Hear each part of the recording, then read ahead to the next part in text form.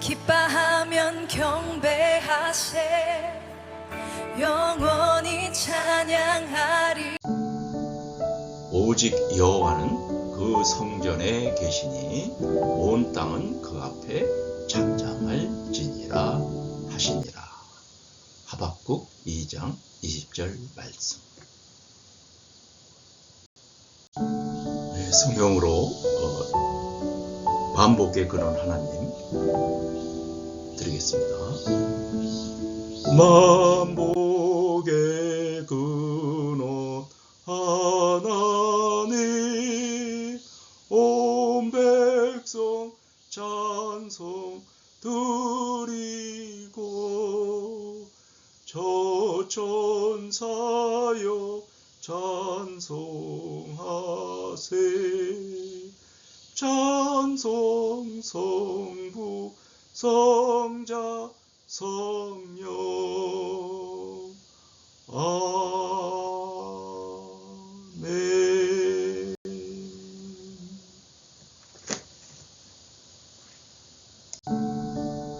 사도신경으로 신앙 고백하겠습니다. 전능하사 천지를 만드신 하나님 아버지를 내가 믿사오며 그 외아들 우리 주 예수 그리스도를 믿사오니 이는 성령으로 잉태하사 동정녀 마리아에게 나시고 본디오 빌라도에게 고난을 받으사 십자가에 못 박혀 죽으시고 장사한 지 사흘 만에 죽은 자 가운데서 다시 살아나시며 하늘에 오르사 전능하신 하나님 우편에 앉아 계시다가 저리로서 산 자와 죽은 자를 심판하러 오시리라. 성령을 믿사오며 거룩한 공회와 성도가 서로 교통하는 것과 죄를 사여 주시는 것과 몸이 다시 사는 것과 영원히 사는 것을 믿사옵나이다. 아멘.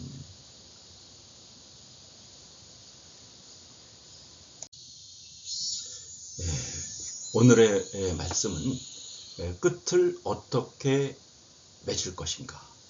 사울의 비극과 야베스의 사람들의 헌신이 되겠습니다. 본문 말씀은 사무엘상 31장 1절에서 13절이 되겠습니다. 사랑하는 성도 여러분, 우리가 인생을 살아가면서 자주 듣는 말이 있습니다. 시작이 반이다. 시작의 중요성을 강조하는 말입니다. 하지만 인생의 연륜이 쌓이고 신앙의 깊이가 쌓이면서 시작만큼이나 아니 어찌면 시작보다 훨씬 더 중요한 것이 바로 끝을 어떻게 맺는가 하는 것임을 깨닫게 되곤 합니다. 오늘 우리가 함께 읽은 사무엘상 31장에는 이스라엘의 초대 왕이었던 사울의 마지막 모습을 기록되어 있습니다. 사울은 이스라엘의 첫 번째 왕으로 화려하게 시작했습니다. 남들보다 머리 하나가 더 있을 정도로 건장했고 하나님의 영이 크게 감동되어 나라를 구하기도 했습니다. 그러나 오늘 본문이 보여주는 그 마지막은 너무나도 참담하고 비극적이었습니다. 길보아 산 전투에서 블레셋에게 대패하고 사랑하는 세 아들을 잃었으며 결국 스스로 목숨을 끊는 안타까운 최후를 맞이합니다. 오늘 이 아침 우리는 사울의 비극적인 죽음과 그 이후에 이어지는 길르앗, 야베스 사람들의 행동을 통해 하나님께서 우리에게 주시는 두 가지 중요한 영적 교훈을 나누고자 합니다. 첫째는 사울의 죽음은 단전된 신앙의 결말이 얼마나 비극적인지를 보여줍니다. 본문 1절에서 6절까지를 보면 사울과 그 아들들 그리고 그의 무기를 든 자까지 모두 갈보리 산에서 죽음을 맞이합니다. 사울은 적의 화살에 중상을 입고 할례받지 않은 자들에게 모욕을 당할까 두려워 스스로 칼 위에 엎드려져 생을 마칩니다. 사랑하는 성도 여러분, 극동대학교 성인학습자 여러분, 인터넷으로 예배드리시는 여러분, 사울이 왜 이러한 비참한 최후를 맞이하게 되었습니까? 그것은 단순히 블레셋 군대가 강했기 때문이 아닙니다. 사울이 진짜 비극은 전쟁에 패배하기 훨씬 이전부터 그의 내면에는 하나님과의 관계가 단절되어 있기 때문입니다. 그는 왕이 된 후 교만해져서 하나님의 말씀에 불순종했습니다. 하나님보다 사람들의 시선을 더 두려워했고 자신의 왕자를 지키기 위해 다윗을 죽이는데 평생을 허비했습니다. 심지어 마지막 순간에는 하나님께 묻지 않고 신접한 여인을 찾아가는 영적 어둠에 빠지기도 했습니다. 하나님의 영이 떠난 자리는 두려움과 강박 그리고 불안만이 남았습니다. 우리 삶도 마찬가지입니다. 우리가 사회적으로 아무리 많은 것을 성취하고 높은 자리에 올랐다 하더라도 하나님과의 관계가 단절되면 우리의 심령은 메말라 가고 결국 무너질 수밖에 없는 것입니다. 끝까지 하나님을 의지하고 그분의 말씀 안에 머무는 삶이 되시기를 축원합니다. 혼란 속에서도 은혜를 잃지 않고 헌신하는 사람들이 있어야 합니다. 사울이 죽은 다음 날 블레셋 사람들은 사울과 그의 아들들의 시신을 훼손하고 벳산 성벽에 못 박아두는 모욕을 가합니다. 이스라엘 전체가 절망과 두려움에 빠져 도망치던 그때 용기 있게 나선 사람들이 있었습니다. 바로 11절에 등장하는 길르앗 야베스의 주민들입니다. 이들은 밤새 달려가 적진의 성벽에 매달린 사울과 그 아들들의 시신을 거두어 옵니다. 그리고 정성껏 장사를 지내고 7일 동안 금식 기도를 하며 애도합니다. 왜 그들은 목숨을 거는 위험을 감수했을까요? 약 40년 전 암몬 사람들이 길르앗 야베스를 침공하여 그들의 오른쪽 눈을 다 빼겠다고 위협했을 때 그들은 구원하러 달려왔던 사람이 바로 젊은 시절의 사울이었습니다. 야베스 사람들은 40년 전 자신들이 받았던 그 은혜를 결코 잊지 않았던 것입니다. 비록 사울은 하나님께 버림받고 실패한 왕으로 비참하게 죽었지만 야베스 사람들은 끝까지 의리를 지키며 자신들이 할 수 있는 최선의 예우를 다했던 것입니다. 각박하고 이해관계가 빠른 현대 사회 속에서 누군가에게 받은 은혜를 이렇게 오래도록 기억하고 깊은 모습을 참으로 귀합니다.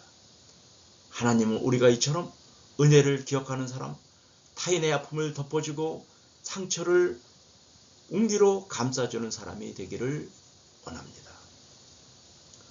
오늘 사무엘상 31장은 이스라엘 역사의 한 페이지가 슬픔과 비극으로 덮이는 장면입니다.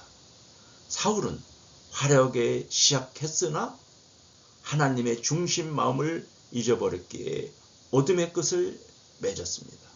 그러나 이 비극의 끝자락에서도 야베스의 사람들은 은혜를 잃지 않는 헌신이 있었기에 한 줄기 따뜻한 한빛이 비추었던 것입니다.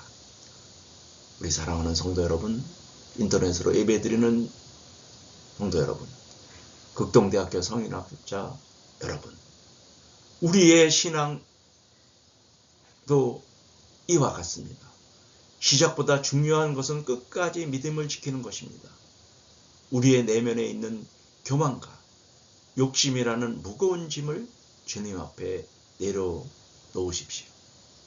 그리고 우리가 주님께 받은 은혜, 이웃에게 받은 은혜를 기억하며 상처 입은 영혼들을 품어주는 야베스 사람들과 같은 헌신과 사랑이 우리 삶에 넘쳐나기를 바랍니다. 주님께서 부르시는 그날까지 변함없는 믿음으로 이 신앙의 경주를 끝까지 완주하시는 저와 여러분이 되시기를 주님의 이름으로 간절히 축원합니다. 기도드리겠습니다. 사랑과 은혜가 충만하신 하나님 아버지, 사울의 마지막 모습을 거울 삼아 우리의 신앙을 돌아보게 하시니 감사합니다. 화려한 시작보다 아름다운 끝을 맺는 인생이 되게 하옵소서. 우리의 마음속에 하나님을 떠난 교만이나 불안이 있다면 십자가 보혈로 씻어주시고 길르앗 야베스의 사람들처럼 받은 은혜를 잊지 않고 이웃에게 사랑과 헌신을 베푸는 따뜻한 삶을 살게 하옵소서. 예수님의 이름으로 기도하옵나이다. 아멘.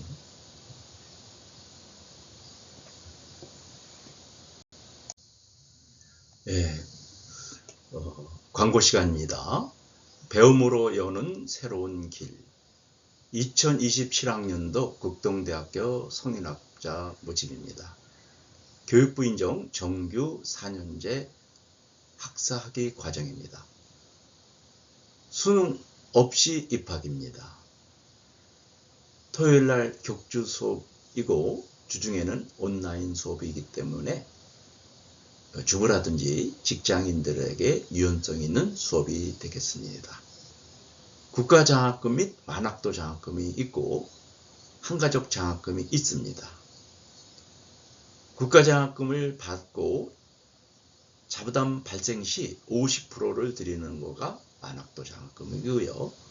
한가족 장학금은 부부, 자매, 형제, 부자, 모자, 부녀, 모녀, 일촌간의 학교를 다니시게 되면 각각 학기마다 50만 원씩 받게 되겠습니다.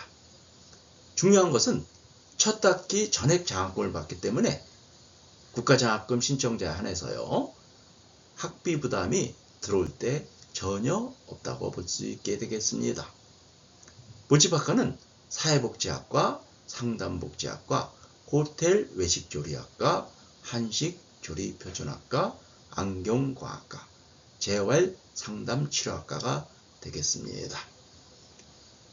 자세한 거는 010-2294-0561 저에게 전화 주시면 제가 상세하게 안내를 하여 드리겠습니다. 축도로 예배 마치겠습니다. 이제는 예수 그리스도의 은혜와 하나님의 사랑과 성령님의 교통하심이 이제로부터 영원히 함께하기를 축원하옵나이다.